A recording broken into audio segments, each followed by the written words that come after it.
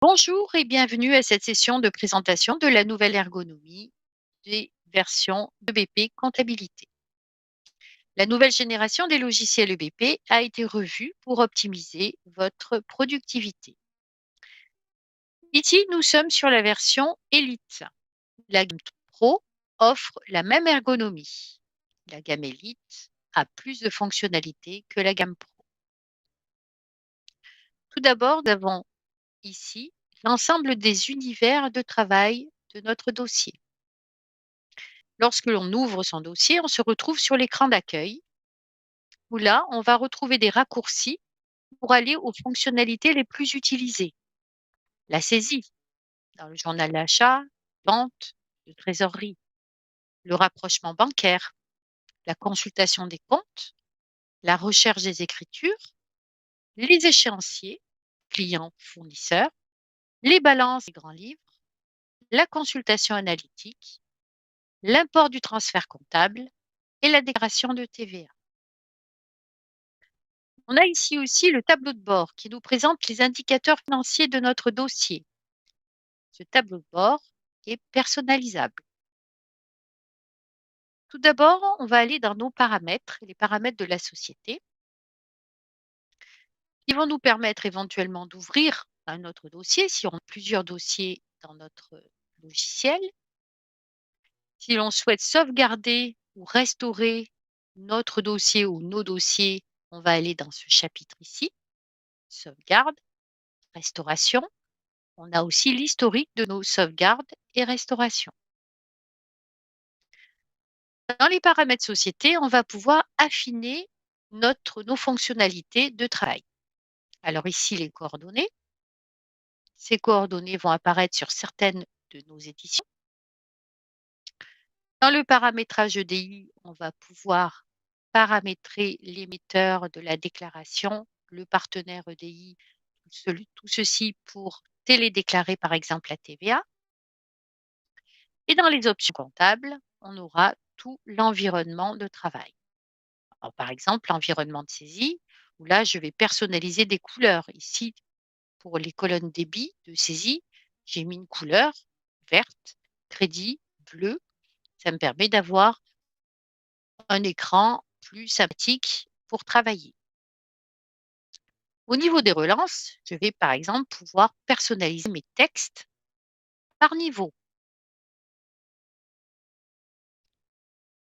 Dans les relevés bancaires, je vais pouvoir paramétrer EBP Synchrobank de façon à récupérer automatiquement mes relevés bancaires dans mon logiciel. Ceci va me permettre de faciliter la tâche pour les rapprochements bancaires, surtout si je souhaite les faire en automatique. Voilà, donc on ne va pas évidemment détailler tous ces thèmes, mais la plupart des personnalisations de travail se trouvent ici.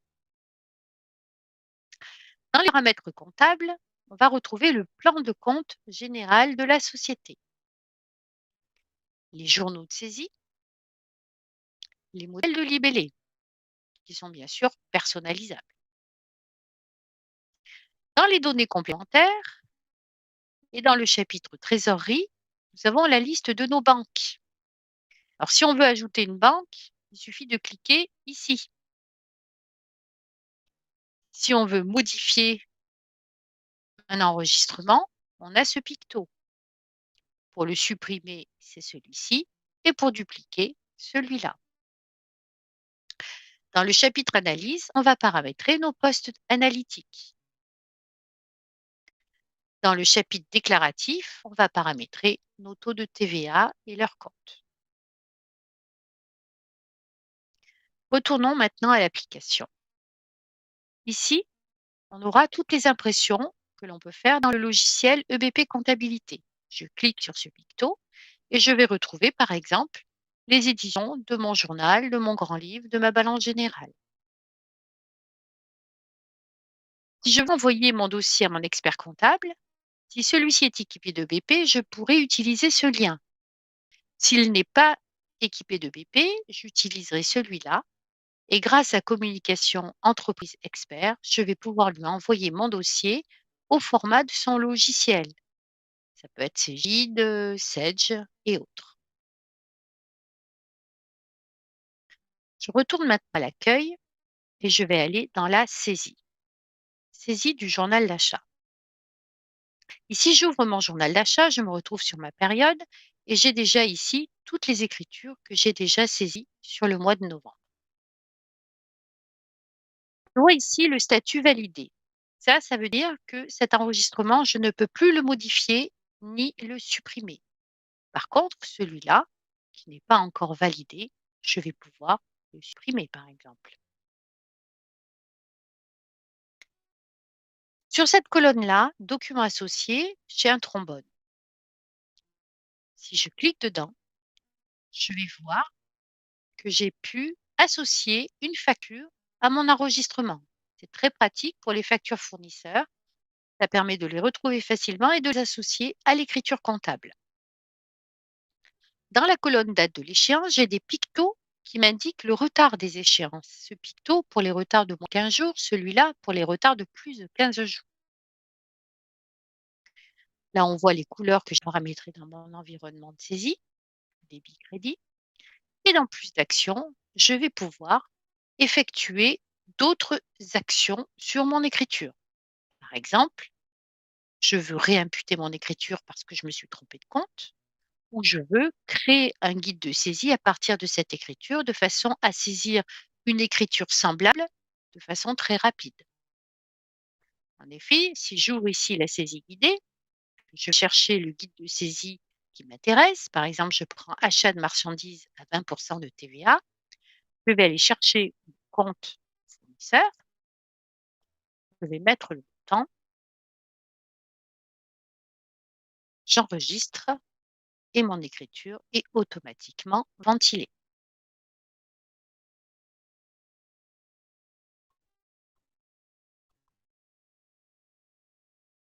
Donc, on n'ira pas sur le journal de vente, hein. La saisie du journal de vente est à peu près identique. Trésorerie aussi. On va aller sur le rapprochement bancaire. Le rapprochement bancaire permet de rapprocher les écritures, les règlements que l'on a fait sur nos banques et le relevé bancaire. Donc ici, j'en ouvre un. Là, je saisis le solde de mon relevé à la date donnée et je vais pointer les écritures saisies dans mon journal de banque avec mon relevé bancaire. Bien sûr, je pourrais éditer après mon relevé, mon rapprochement par compte.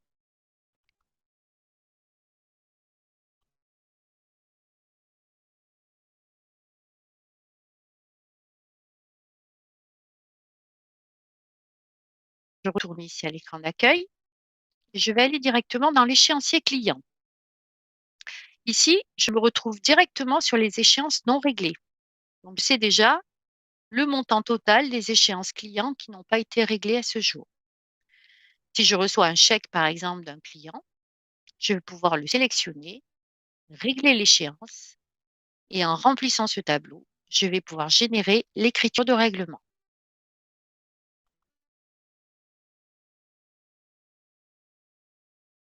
Je peux aussi passer l'échéance en douteux ou en irrécouvrable.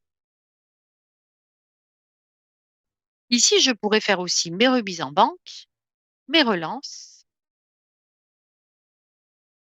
Je retourne maintenant à l'écran d'accueil et je vais aller dans la consultation des comptes.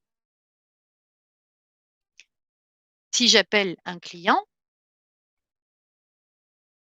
je verrai très visuellement le solde à ce jour de ce client, ainsi que toutes les écritures en détail ici dans l'écran.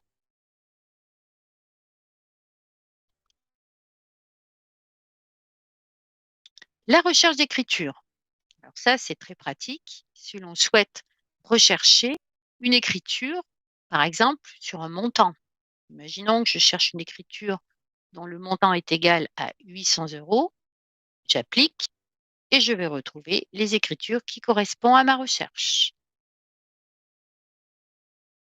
Je vais pouvoir aussi visualiser mes créances douteuses et mes créances irrécouvrables.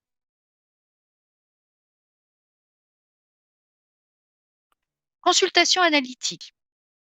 Alors ici, je vais pouvoir consulter toutes mes écritures analytiques Et je vais même pouvoir afficher un graphique sur l'affectation de mon analytique.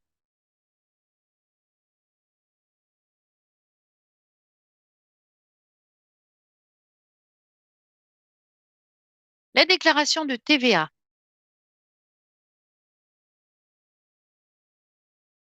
Voilà, je peux donc générer ma déclaration TVA, éditer mon justificatif de TVA et aussi générer l'OD de TVA.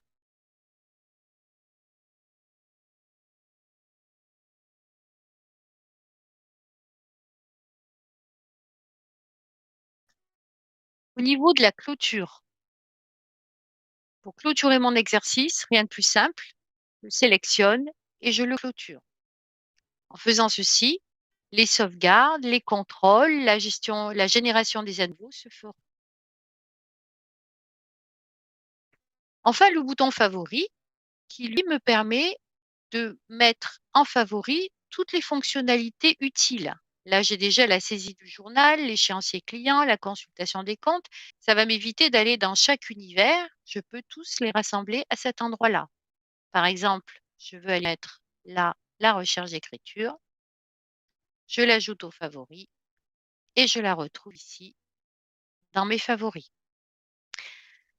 Voilà pour cette présentation de la nouvelle ergonomie de BP Comptabilité. Je vous remercie pour votre attention.